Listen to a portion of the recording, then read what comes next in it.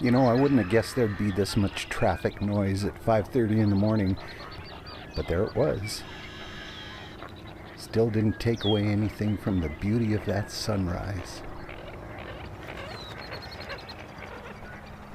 But these birds live here through the summer and they're pretty used to that kind of noise. Me, I couldn't entirely ignore it, but in truth, I was just there for that first light. At another pond just down the road, the blackbirds kind of outcompeted the traffic. They are very noisy. The light was still nice as the sun rose higher in the sky. I found this mama moose and her new baby not too far away from the blackbirds. And then down in the Bow River Valley, the starlings were at their nest. I first photographed these guys a while ago, and now they're getting pretty grown up. The morning sun had a kind of golden glow to it. Unfortunately, that golden glow came from forest fire smoke that was drifting in. A shift in the wind had allowed it to drift down from northern Alberta, and even though the fires are many, many hundreds of kilometers away, it still affected us down here. And coming back out of the river valley, I could see just how thick it was. But, guilty as it makes me feel saying this, it really helped the light.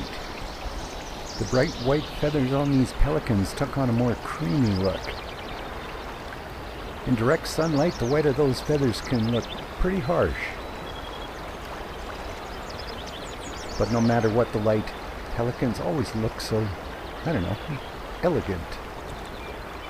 They're pretty amazing birds, and huge. And in the air, oh man, they're just beautiful to watch.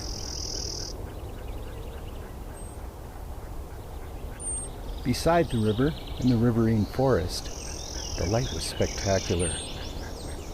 And it was absolutely helped both by the smoke and the cottonwood fluff that was drifting around. And I do mean drifting. The light breeze had piled it up around the grass on the forest floor, so naturally I had to get down on my belly and crawl around in it. Hard to believe those tiny seeds, like they're less than half the size of an ant, grow into such magnificent trees. The light was starting to get a bit hard-edged, but it was still quite beautiful. Bees and roses, what a lovely combination. And I found an oriole. I hear these guys all the time, but it's so hard to get pictures of them. There was blue flax blooming among the roses and the saskatoons. And goat's beard, looks like a giant dandelion. But by the time I found this robin having a bath in a side stream along the Bow River, and this goldfinch doing the same thing, the light was starting to get pretty harsh. It made it hard to pick out all the subtle colors in this cedar waxwing. And the smoke, it was getting pretty heavy, so by noon, I was on my way home. I love the light in southern Alberta, no matter what the conditions. But I gotta admit, the first light is the best light.